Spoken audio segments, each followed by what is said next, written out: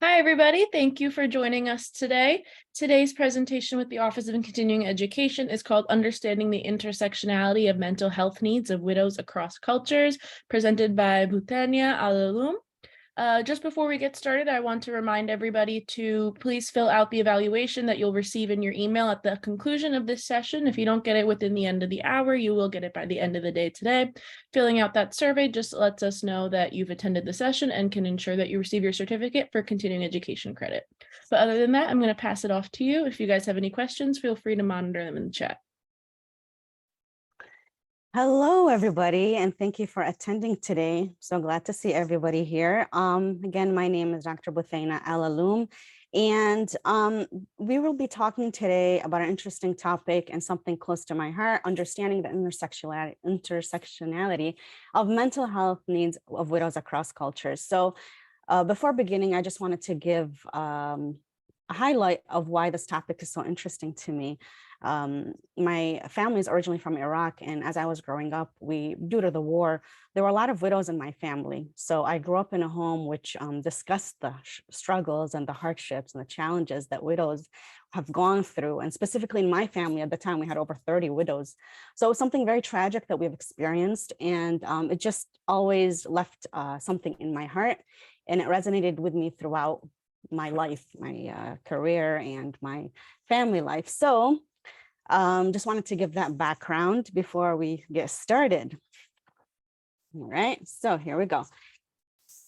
The things that I would like to have all of us carry with us after we finish is just on basic understanding of the similarities and differences between working with widows from different cultures, and basically the intersectionality between their needs, between the needs of widows across those cultures. And finally, how we can increase our multicultural competency when working with widows. So sit back, relax, and let's go. And back in 2016, I went on a trip to Iraq. And when I was there, I made the following observations. There were a lot of mental health programs available for orphans, and there were, a lot of issues that were there. However, there was a lack of programs for the widows, and I noticed that. And obviously, when there's so much investment into making a program for orphans and making a program in training therapists, but there was a lacking component, which were the widows. And this lack creates an imbalance in the home environment, because you can accommodate for the mental health needs of the children. You can train therapists to work with the children. However, when they go back home and the mother is lacking in her needs, is not well in her mental health, there will be an imbalance. So this observation triggered an interest in me to initiate a program which might fill this need and fill this gap. So my journey with the widows began. And at that time, I chose a foundation with a shared vision that I had, and I spoke to the founders about setting some goals. And from there, we initiated a program, a humble program for widows, which included a mental wellness plan. Okay. And it was something very exciting for me, an exciting endeavor, because as I told you, the subject of widows had a special place in my heart, and I found an opportunity to grow. And I was always passionate about humanitarian work, and the combination seemed perfect for me. So the group that we worked with were basically widows ages 25 to 45 years old, women of Iraqi descent, but they were from different provinces, and they were all Muslim religion. Okay, so that was the group I worked with in Iraq. And some of the goals that were set out in the program were to instill mental health awareness, basically to have an understanding between mental health and physical health, and to differentiate and to know how one impacts the other. That was something very important. And also to differentiate between counseling and psychiatry. Over there, the idea of counseling was very primitive, and any problem or issue in mental health, they were advised to go through psychiatrists and be medicated. Of course, a solution to some, but not to all. And the idea of counseling was not there, or it's not as readily available. So I wanted to introduce that idea and also offer a supportive space, which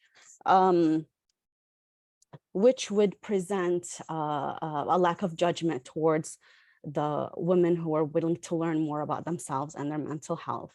And I want it to be culturally sensitive. So the problem that was there is there were a lot of training programs, but they weren't culturally sensitive. So you'd have training groups coming from overseas to help with missing mental health issues in Iraq, but there were many cultural restrictions, many religious restrictions, and the training groups were not understanding those. So the audience wasn't receiving the training very well, or they weren't receiving the help very well because there was a lack of understanding in those cultural aspects.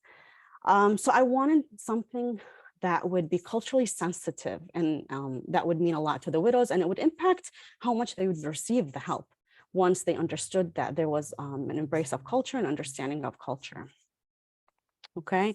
Also, I wanted to understand the mental health needs that they have. You know, they were grieving widows, and most of them, their husbands had died due to war, terrorist attacks. Very small number, it was due to illness.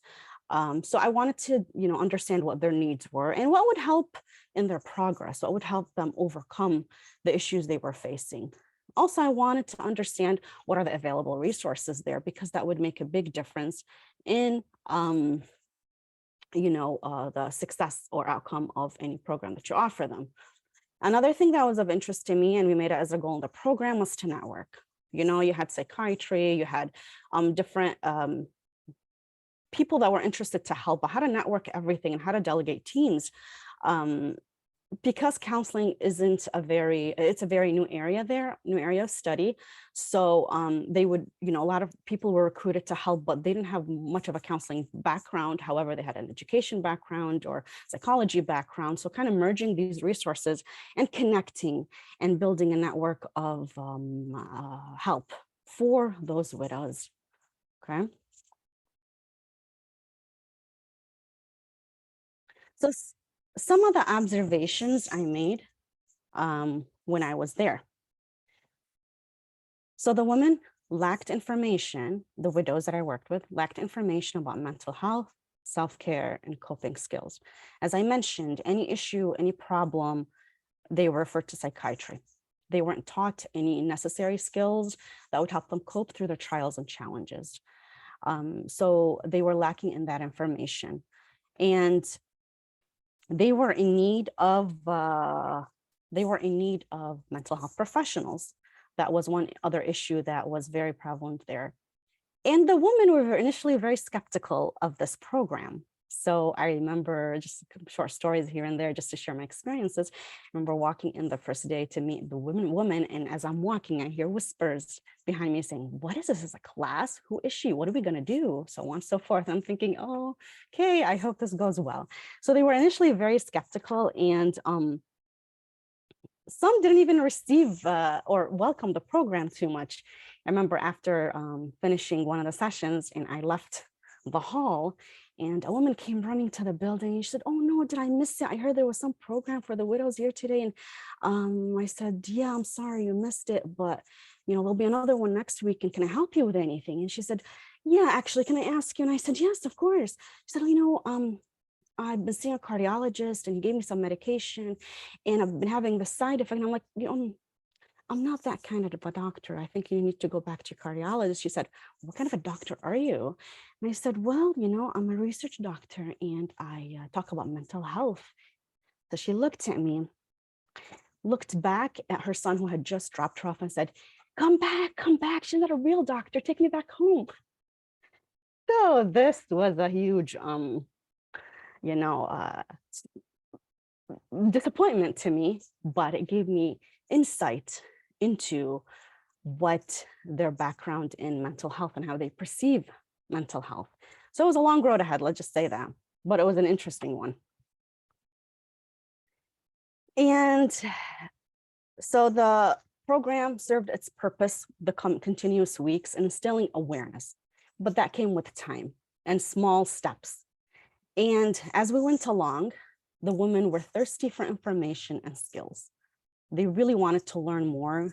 They wanted to understand that how they can cope daily with the grief they were facing. And even the ones who have gotten through the grief, they wanted to know how they can cope with life in general after the loss of their husbands.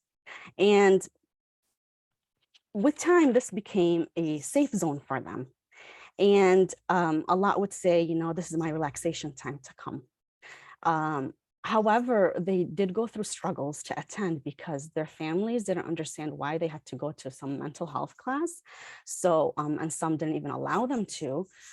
So they would actually say something like, I have to go to the doctor's office or whatever, just to get out of the house and be able to attend something like this. So this was very important to me because I felt uh, finally they felt they can come to a place where they're safe and they can speak and they can learn and they can gather all the new skills and tools they can that can help them in life. Um, so,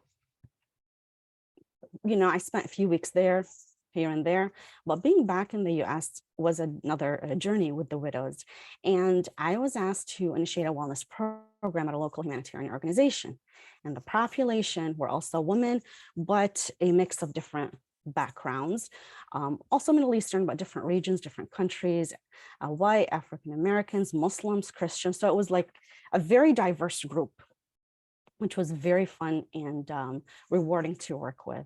So the program that was initiated here, it was basically a mental wellness program, and it focused on general mental health, self-care, coping skills, and general mental health items like that. So this was the local group that I worked with. Okay. So some of the observations I made here, definitely they were more receptive to counseling, and that was a breather. And that's not surprising because a lot of Americans have positive views about the mental health disorders because there's more awareness. And obviously there were more readily available resources. It was easy to connect with psychiatrists and case managers and support groups. It was all the tip of my fingers, all those initial steps were taken care of, and they were not an obstacle as they were internationally. So that was very rewarding, and it was one of the observation that was made. So taking these two separate groups, all right, I saw there were a lot of similar challenges between them. Some of the similar challenges both groups faced, regardless where they were from and regardless what their background was shame, feeling powerless, stigma, and a lack of understanding, all right? So shame, the women in both groups, the widows in both groups that I worked with felt shame. They were concerned about how they would be viewed by their families, friends, and societies. And especially the international group, there's a lot of family interference in the widow's life. So she struggles to manage and cope and know how to parent on her own, know how to survive on her own. The issue of parenting was very difficult. Now, they would have issues with shame with, how long until I can think about remarriage, or how long until I can show that I'm finished with my grief, or how long until they didn't know how to operate or function because there was so much shame in everything. And in the local group that I worked with, it was the same issue. Shame was very prevalent, and there were expectations, whether it's cultural expectations or family expectations, and these expectations led them to feelings of shame. So, this is one of the issues. Another challenge was feeling powerless. So both groups of women felt incapable of moving forward with their lives. There were too many obstacles. First of all, financially, a lot of the women, both groups, a lot of women were struggling financially because their deceased husbands were their primary breadwinners in the house. So with no source of income, they became like a burden onto either their families or their in-laws because they didn't have a steady income on their own. And a lot of the women had low educational levels, which didn't permit them to have easily accessible jobs. So that was another burden, okay? And it creates a lack of social support and thus loneliness. They face a lot of emotional troubles also as a result. And in some areas, in some provinces and some cultures, the husband actually gives the status of the family in his presence. So with him being deceased, the woman felt she has no social status, therefore feeling like not belonging in anything, and she felt powerless.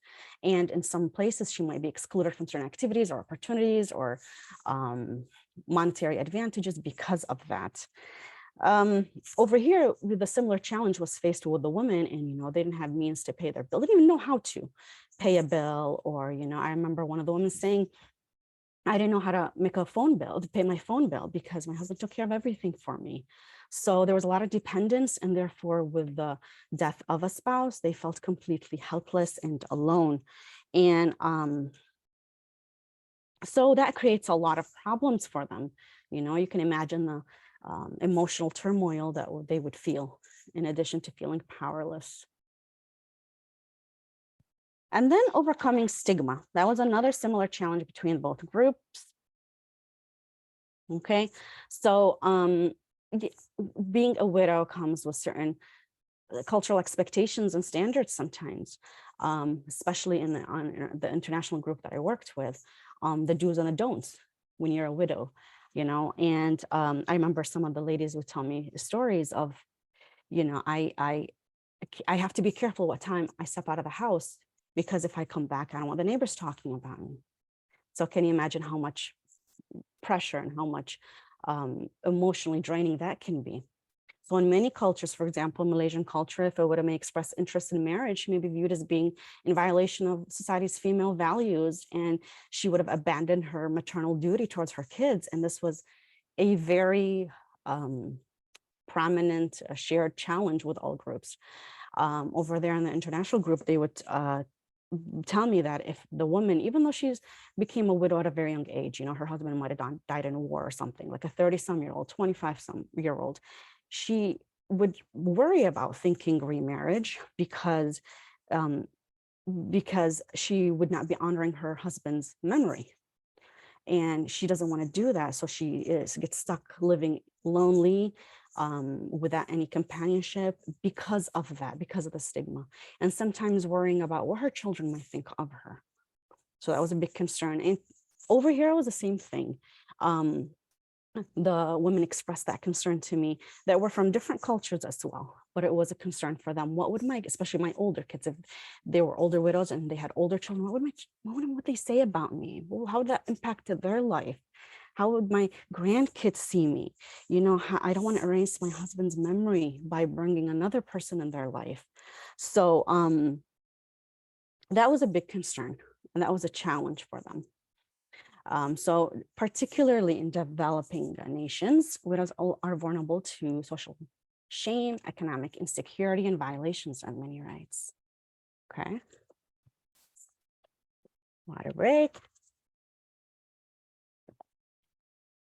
All right. So another challenge they both experienced was a lack of understanding. Despite their cultural background, the widows in both groups all felt unheard by their families, friends, and communities. And this obviously leads to being lonely and isolated. And the nice thing is, well, not nice, but a positive result of this program was because they felt the loneliness and the isolation in their community, in their families and friends, they felt a certain belonging in the program they came to. And that sense of belonging inspired them to listen more effectively. That sense of belonging was a motivation for them to pursue self-care even more, and to listen and take care of themselves and know how to help themselves better. So though they felt that lack of understanding from the outside world, when they came together, all with a common hardship and struggle, suffering from one common thing, which is the loss of a spouse, they felt united in something. So that was a really positive result out of this. But it is a challenge they face. And even locally, this was also a challenge. And the women also stated the same thing. They enjoy that 1 hour. They come and sit and just know that they are okay because other people are going through what they're going through. And there are ways to cope with what they're going through. And there's hope to all of that. So that was a similar challenge in both groups. Okay, so what were some differences in the types of challenges? Okay, so obviously the group that I worked with in the USA, they had greater willingness to explore their mental health than in Iraq. For God's sake, they didn't even recognize me there in the beginning because they were so against these ideas. But here they were more open. And that's, obvious because there's more awareness and so on and so forth. And then there was this issue of collective grief and individual grief. So over there internationally, the widows, what was unique about the way they coped was they had part of their culture, part of their religion, they have group commemorations and rituals, which now it might not be about the particular death of a spouse. However, in commemoration of certain religious figures, it was very common to hold rituals and commemorations where crying is okay. Um, you know, showing grief is okay. And though the commemoration would be about a specific spiritual, religious figure, but it was an opportunity for the woman to remember their losses and grief and cry. So, and they wouldn't be looked upon negatively because it was considered to be okay. And so they had numerous opportunities to grieve. They had numerous opportunities to collectively cry and be sad together and remember their loved ones and, get it all out there. It was a very good and positive opportunity for them. The difference was with the group that I worked here in the US, they didn't have that opportunity. Grief was very personalized and individual, and they were careful who to show their emotions to and how to show their emotions. So even if you have multiple widows, but they could be all from the Middle East, but they're from different regions of the Middle East, they showed their grief differently, so that was quite unique. So, and it has to do with the fact when they express that, the fact that they are here and they felt less able to express themselves as if they were, in their original country. So that was something interesting to know. And there's, of course, differences in resources and availability of these resources. Here, there's so many resources available to the widows and programs and support groups and psychiatry and counseling and everything they can ask, and everything will be readily available to them. However, over there, it was really lacking so many resources, and it made a difference. It made a huge difference. So, and of course, one interesting thing regarding the grief is also to know how so many different cultures they show their grief in different ways, and this is very important to know and to be mindful of when working. And I'm going to mention this a little bit in the later slides, but I want to mention it here. You have so many different cultural groups and who can show their grief in different ways, some collectively, some individually. For example, in some religious groups would have funerals that would run over 49 days, and the families and the friends commemorate together. Or in Hindu families, they grieve together for 13-day rituals. In Native American families, they also do it collectively, and it's a healing process for them. And it's interesting to know sometimes, in some cultures, it can take a very long to symbolize your grief, just as part of a cultural standard. It can take a long time to symbolize your grief, sometimes up to a year. Now, if I didn't have that knowledge in the back of my head, I would think something else is going on, some mental health issue going on. But no, it's a part of the culture. It's a part of the rituals, part of the standards that they have to abide by.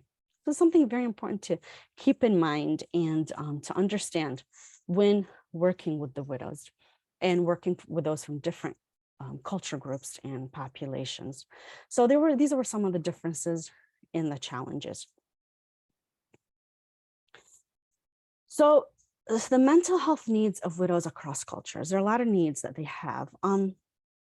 Some of the things that I will mention. First of all, empathy, cultural sensitivity, empowerment, and overcoming stigma, right? So in terms of empathy, in research, it's been shown that empathy reduces shame. As we mentioned, shame was a challenge that the widows go through. And shame causes a person to feel alone. And it's a big, big issue. Shame is a big issue. So empathy is they need that to overcome these issues. And they can be offered empathy. When they are offered empathy by mental health professionals, it can go a long way. All right. Person-centered therapy, showing unconditional positive regard, really showing them that lack of judgment. When you're here and I'm working with you and I'm listening to you, no matter what you say, no matter what you've been through, I will still listen and you can continue telling me what's on your mind. Giving that each person the value that they deserve, the value they need. And like with the international group that I worked with, a lot of them would feel that lack of value because the husband was the head of the household, and with his presence missing, the woman is just at a loss. So reminding her of that value, and your life can continue positively, and you still have to lead for your children, for yourself, most importantly. So feeding that idea and making her feel that goes a long way. And the empathy, so personally, I don't understand a lot of the cultural things, and when I was there, I found myself stuck many times, in all honesty. I was stuck because I thought I knew the culture, right? But I really didn't know the culture enough. And I would say things that just put me in a pretty bad spot. For example, I would say things like, I don't know, if we were talking about self-care as an example, I would have, recommend, why don't you go, and they have beautiful backyards over there. So I would tell them, why don't you go in the backyard and just sit and relax and enjoy the sunshine. They're like, no, we can't do that because the neighbors will be overlooking. And I'm like, oh, oops, I did not know that. Or if I were to say something like, how much time do you spend on social media? And they would tell me something like, well, where's the electricity? We hardly have electricity here for us to go on social media. I'm thinking, wow, okay, I have to step back and really educate myself because I'm not making good, points here. So that is I cannot, I can empathize and I need to show understanding, but I really need to educate myself. But showing that understanding, and though I am not from, or I haven't lived here, I don't know the culture as I should, I still want to listen to you. So I would have many times women would tell me, well, what do you know? You haven't lost a husband. What makes you think you know? Just outright like that. And I would be caught off guard with a statement like that. But at the same time, I would show the understanding and say, you're right, I haven't lost my husband. But I want to know more about what you experienced. Tell me, because I care about you. And I've lost other people in my life, not my husband, but I've lost other people. So tell me more about your experience. So I'd feel that they would bring out these statements as a way to just build that initial barrier, but then I'd break it with the empathy. And it really worked repeatedly. Being genuine. And, I was very honest and transparent with them. I don't know a lot of things, and I don't claim to, but I want to learn. So please use this opportunity to teach me some things that will help me to help you. All right. So this is going to be an effort between me and you, and I want to meet you halfway. And when they would see that from me, they would actually respond. And over here, it's the same thing. When I worked with a local group, using a lot of empathy, it came a long way, and I won a lot of interest and engagement from them, and giving them that value that they lacked, or if they think they lacked. Okay, and working with the women here in the U.S., they came from different backgrounds and different cultural groups and religions and so on, but they responded the same to the use of empathy and the other skills. So it has gone a long way. The second need is to overcome stigma. So stigma can put the widows, and it can put any population, not only widows, in a cycle, repetitive negative cycle. Continuous education helps, and it came a long way. by educating them on so many different things. And without having to get into any, individualized counseling with them, there was no need, just to give general education about mental health. Really came a long way with their improved mental health, just the general knowledge, coping skills, understanding themselves better, understanding what mental health is versus physical health, how one impacts the other. That was very, very important. So education has a huge effect on overcoming stigma. Empowerment, they faced a lot of challenges. And with time, these challenges instill a sense of helplessness in an individual, especially, I would say, especially with the international group, because they may be a widow now, they've experienced a loss of a spouse, but a lot of them experienced a lot of other hardships before, depending on where they live, depending on the types of backgrounds they came from. Some of them experienced poverty, some of them experienced a lot of other issues. So it could, being a widow, it just compounded their issues even more. So that creates a sense of helplessness and powerless. And they can be lacking in many areas, the financial, social relationships, and more. And so the issue of social relationships and social society in general is a big one in both places, because they feel like they're lost. They don't belong in any specific group. So this can really make them feel like there's lost sense of control, and they're helpless. So helping them recognize where is their sense of control, and helping them recognize that, what, I have lost a lot, but what do I have today? What do I have right now? What can I work with?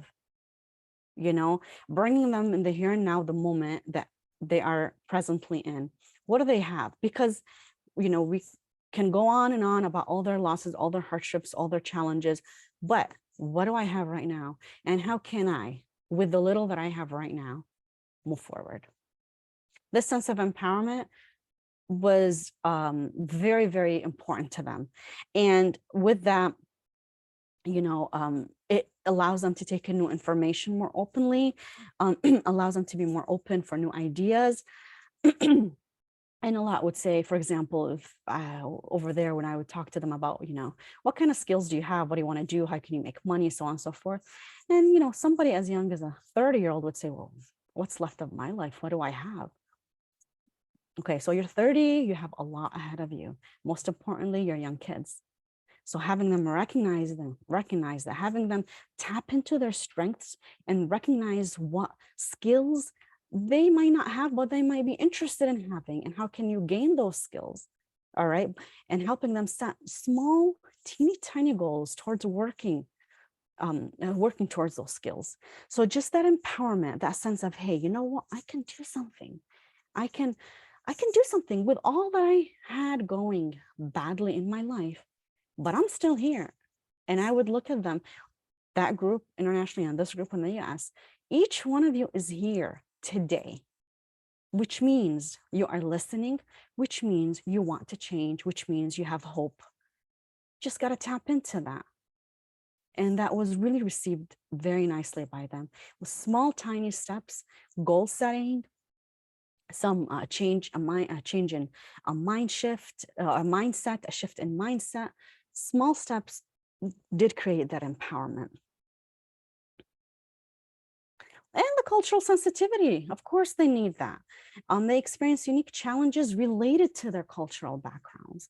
We have to keep those considerations in mind, because grief is a universal human experience, but the mourning part is influenced by cultural beliefs, practices, and values. Now, I may, as an individual, as a counselor, as a listener, I may not agree, but that's not my call. I don't have to agree. My job is to connect with them, and my job is to respect it, and my job is to understand how the practices, the values, the background impacts their grieving process, impacts their thinking, impacts how they're feeling towards the turmoil that they're in right now, right? So The strategies that we can use as counselors to increase our competence when working with widows. So, according to research, cultural competence includes the ability to understand, appreciate, and interact with people. My favorite part about this statement is appreciate. In order to be more competent as multicultural counselors, we need to appreciate that people come from different backgrounds, different cultures, and embrace that and appreciate the opportunity to work with that, because it's truly a learning opportunity, a learning process, an opportunity to grow in so many different ways. So enjoying the learning process and the opportunity to learn and using it as a chance to expand my mind, expand my horizons on how different individuals think, how different groups work, and how I can help regardless. So, viewing the situation from different perspectives, depending on their background, depending on what their experiences mean to them, all right? As a counselor, it's very helpful to view the situation not only from my lens, but from them, their lens, and different lenses in order to look at the issue from different perspectives. That is really, really helpful, and it yields a lot of positive outcomes. All right, and self-awareness. So when I would hear comments, when I would hear experiences, and something just doesn't sit well with me, that self-awareness, think about it. Well, why did this bother me? What kind of thinking did this trigger in me? Why isn't this not sitting well with me? Just tap into some self-awareness and self-understanding as a counselor, and that will, reveal a lot of insight for us as counselors in order to help, in order to connect better, in order to, be successful counselors. The more we can understand ourselves, the more we can understand others. And of course, that needs a commitment to lifelong learning, continuous learning about this. And I remember when we concluded the program with the group here, I realized that this didn't finalize my journey. This was just the beginning of my journey, because now I felt my mind has opened so much to so many different ideas, so many different perspectives, so many different experiences. This is the beginning of no end. Imagine all the different things I can continue learning, I can give to others to learn. So that commitment to lifelong learning is a mindset. It really is. And you can move forward with it in so many ways, and showing eagerness and curiosity to learn. I have seen that to be a very important component in counseling in both groups. Especially to the local group that I worked with here and to the group internationally, when I showed eagerness and curiosity. Yes, I don't know what you're going through. Tell me more about it. Or, you know what, I don't understand what you mean by this statement, or I don't know what this specific ritual means. Can you tell me more about it? I'd love to learn more about it. And that really opened dialogue and opened room for further communication and rapport, and opened their hearts to just feel comfortable and safe, that no matter what, I'm not going to be judging them. I will not be criticizing them. I will not look differently upon them. I just want to learn. That's all. And I enjoyed that process. So clients, groups, whatever that you work with will pick up on that interest, will pick up on that eagerness and that curiosity. Right. Um, so also, you recognize that cultural groups are diverse, and people come from different subgroups within that one group. So refrain from making assumptions is a very important thing. So never making assumptions with our clients is very, very important. I found that to be pivotal in my work with widows. Just because I had widows in my family, I thought I knew what they've been through, what they were thinking. No, because every widow has a subjective experience. Every individual sees things in their own perspective and their own lens. All right. So I cannot make any assumptions that I know anything in part just because I've worked with a certain group. I can share the knowledge I have, but I have to be open to new information, new knowledge, because subgroups from different cultures, like I told you over here, I worked with many women who are from the Middle East, but they were from different regions, different countries, and each one had such distinct cultural backgrounds. So in Iraq, within one city or one province, they had different experiences. So being open to that and engaging with people from a different with diverse cultures and backgrounds, it really does promote a lot of awareness and empathy. And it gives us, the counselors, the ability to really be able to work with anybody and appreciate that and enjoy that and take it as a learning opportunity. And of course, self-reflection, as I mentioned, along with self-awareness, goes a long way. Just one other main thing I wanted to mention, we also have to realize how all the challenges they've been through affect their grieving process. And for example, if a widow from a particular background grieves for a year, it's okay, because this is what she knows. And this is how she is choosing to do things. So let's see how we go with that. And when we're implementing interventions and techniques in counseling, it's very important to take their cultural background into consideration. Well, is this technique, will it align with what her background is, or will it be offensive, or will she not understand it? I have to make sure not to use techniques and skills and interventions that will take that into consideration, the widow's cultural background and her values in place. I remember a long time ago, it was like before this program, I also helped in training, and it was for I was just, observing some of the training that the group from overseas had gone to Iraq to train counselors. And the international group was trying to train the local group of counselors with the use of breathing and progressive muscle relaxation. And they were going through all the different steps, and the audience was a mix of men and women, but they came from a certain cultural background.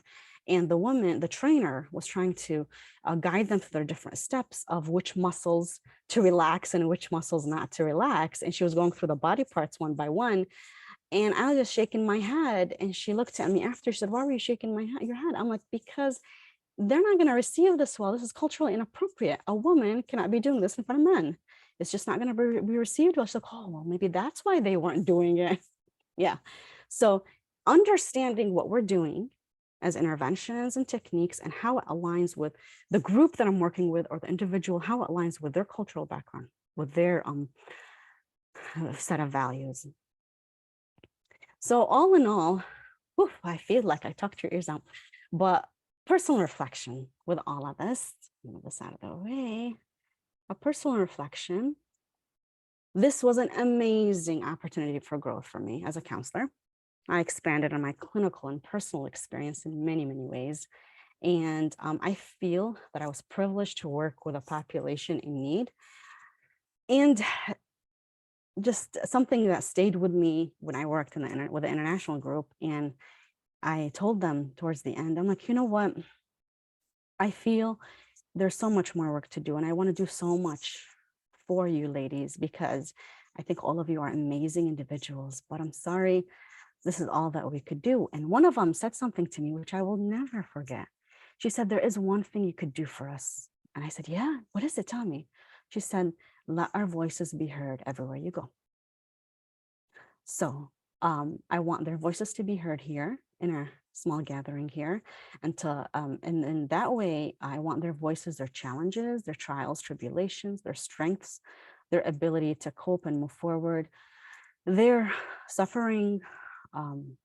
I want to continue sharing that with others, and I hope that we can all take it as counselors, take the experiences I shared to build on our skills as future counselors to work with widows from diverse cultures. Okay. So I thank you all for listening. And if we have some questions, I'm ready to take some.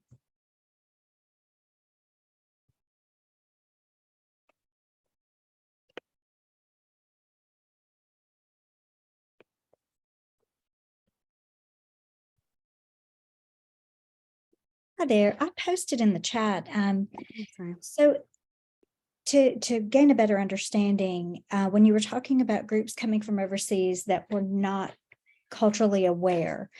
Would it be correct that women can only be counseled by women? In some areas, yes. In some areas, they will refuse to be counseled by men. You have different, in any country, you have like the capital, which is more, it's they have more up-to-date civilized ways. They don't care. They different ways of doing things are going to be, the ways of doing things will be different than other areas of the country. So in some groups, in some cultural groups, in some areas where there is a cultural consideration, they will not be counseled by women, or men will not be counseled by women. Women will not be counseled by men. Other areas, no, it's totally fine. So it's really based by groups. The area that I worked in, it was only women. They would have only agreed to work with women. Okay, thank you. I appreciate it. Great presentation. Thank you. I'll read some of the messages here.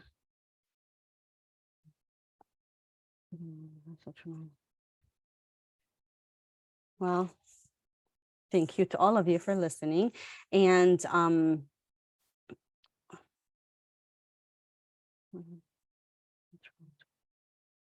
yes, it does. It does. Like a lot of these things that I spoke about in both groups, they were traumatic. But with that, I still had a great sense of hope, and they had a great sense of hope. And I would tell them, just the fact that you've gone through so much and you've witnessed, like some of these women, they actually witnessed the traumatic deaths of their husbands. And some of these women, I didn't mention this part, they actually witnessed that because of the war. They witnessed the death of their husbands or brothers and fathers. So like multiple deaths at once. And one of them being a husband. So can you imagine the trauma? But with all of that, I would tell them, you're here, and that goes a long way. That is something. So I was very proud of them. Any other questions? All right, well, thank you so much for attending and for listening. And Hajara, I'll give it to you now. Thank you guys for joining us again today. Just before I end the Zoom call, please remember that at the conclusion of the session or by the end of the day today, you'll receive an email to the email that you registered for the conference for with an evaluation link, and you can fill out a survey to make sure that you receive your continuing education credits.